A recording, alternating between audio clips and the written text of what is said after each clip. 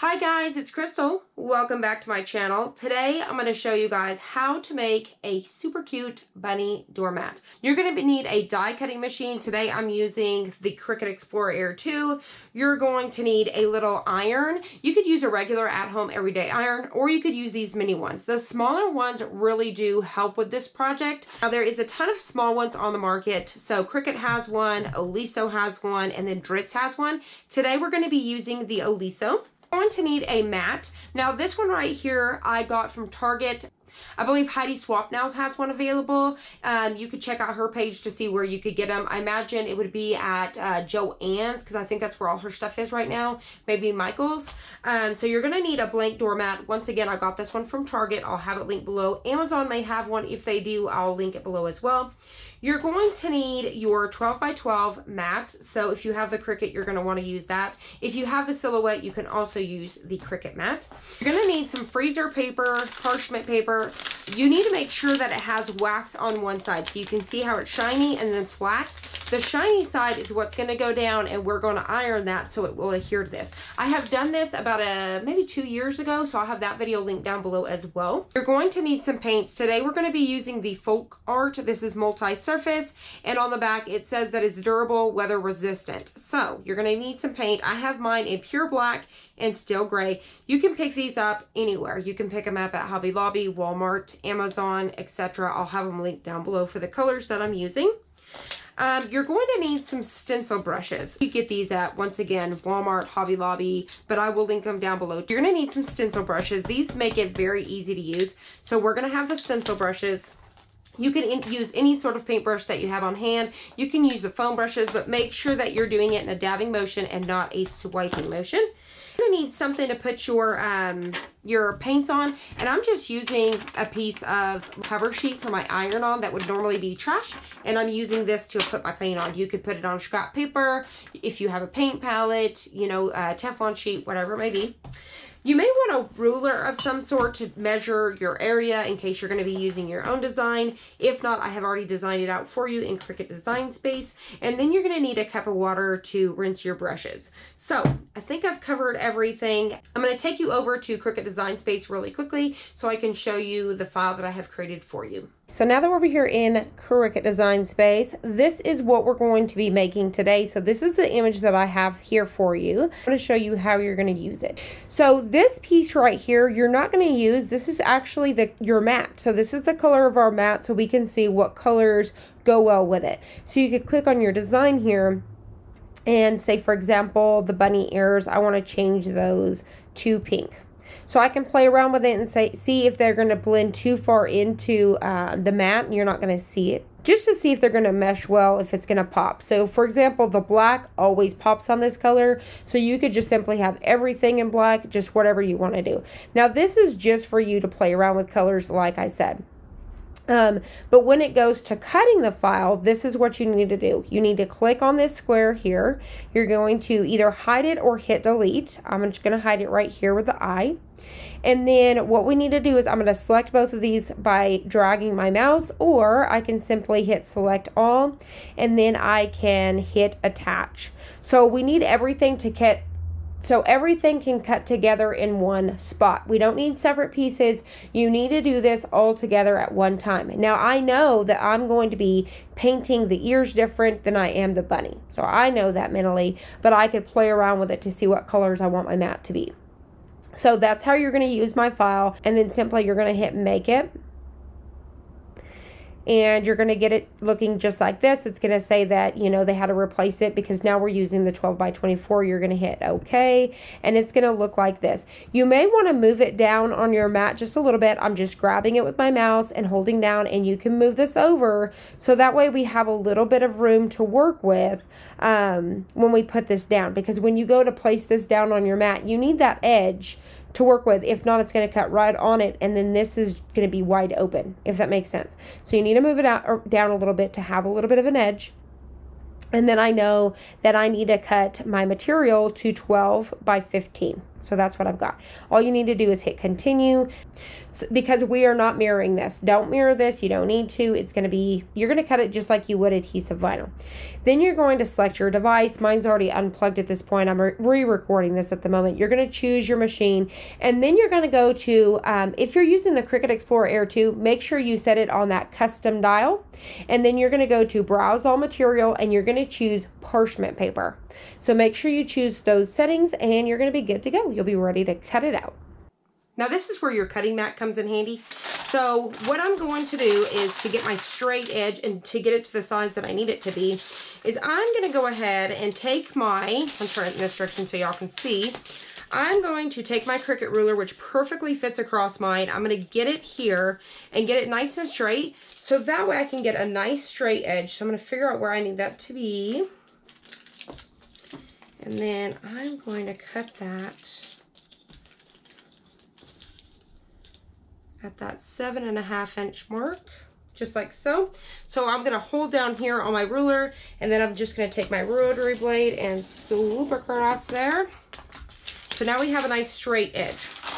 So now what I'm gonna do is I'm gonna get something to hold that down, because I'm gonna need to cut this to 12 inches. So I'm gonna go ahead and get something to hold that down. I'm going to use my glass of water there. And then I just need to cut it at that 12. So I'm going to get my ruler here at that 12 and cut that down.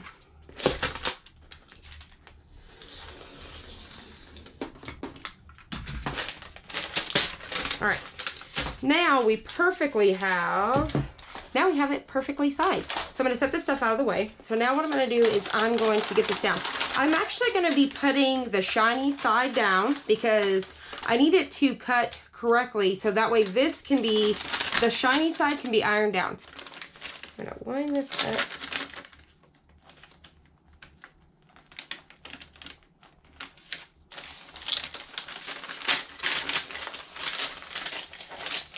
Just like so. There we go. I'm going to smooth it out. I'm going to go ahead and hit load. We already have it set on that parchment setting, and I'm going to hit go.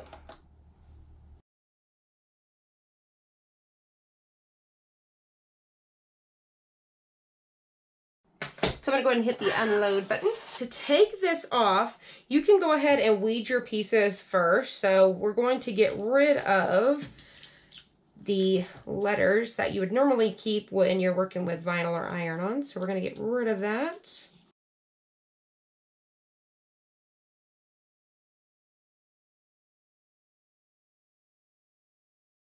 What I'm going to do is I'm going to flip this over, just like I've showed you guys in the past. It's going to make it easier to where it's not going to roll up on us. So I'm going to, nice and easy, peel this up, because we've got all those little pieces. So we're just going to be very gentle and remove this from the mat.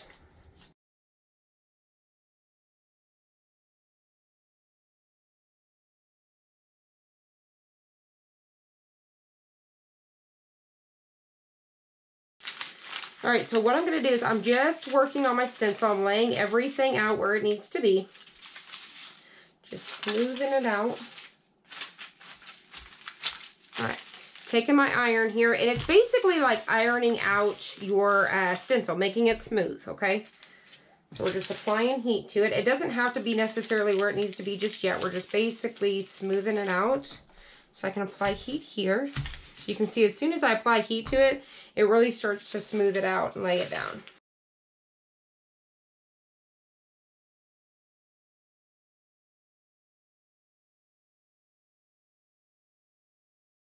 All right, so to tack it down this time, instead of flattening it, you're going to hold down your heat for longer. So before, you're basically feel like ironing motion.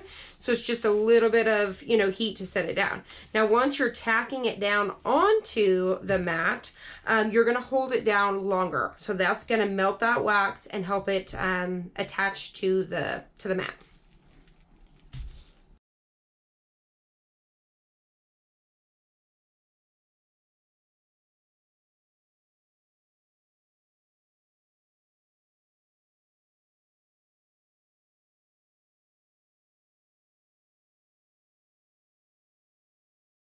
Come back in with those extra pieces and get everything else where it needs to be. So I'll come in and figure out exactly where my little bunny ears sit.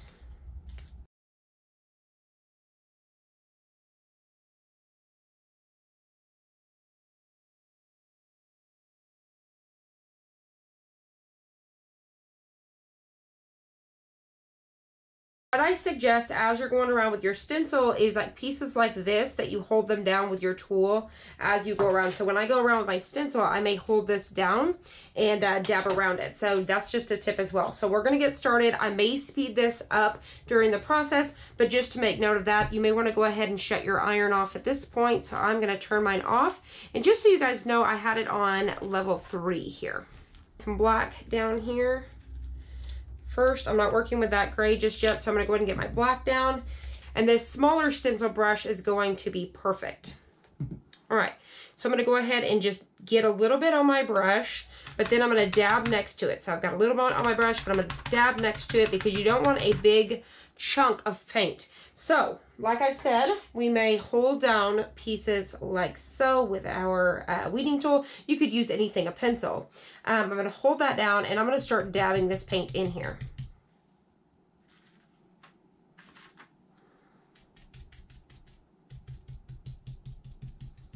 So I felt like that stencil brush for this project was a little bit big, so I'm just going to come back in with a smaller paintbrush about this size. It's about this size here, just a smaller one. All right. So I'm going to dip in this. Now before, when I've done this in the past, is I've used the foam brushes. I'll have those linked down below, but I decided I want to try a stencil brush, but that one's just too big for the job. All right, so we're just getting that in there.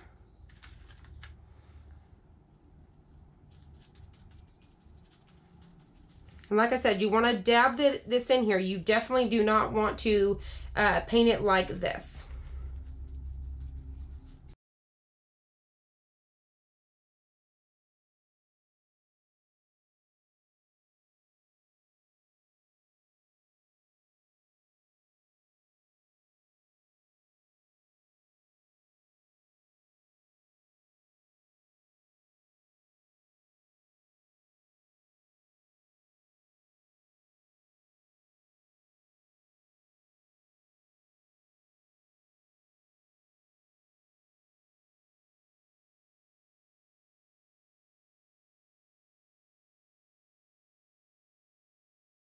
What you want to do at this point is I kind of let mine dry just a little bit. Not a ton, but enough to where it's not sopping wet. When I go to lift it up, I'm going to have this mess of trying to pull these pieces. Now, you can pull it right up. It's just totally up to you. So, like, for example, I could go ahead and go in and start pulling out pieces like this and start getting these out.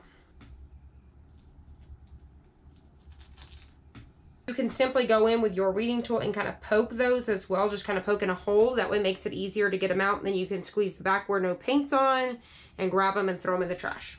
Now, if you're comfortable with lifting it now, you can go ahead and do so. So you can go ahead and just start peeling it up nice and slowly, like so. And there you have it. How cute is that? Now, obviously, this is not dried down, so you can tell where it's wet.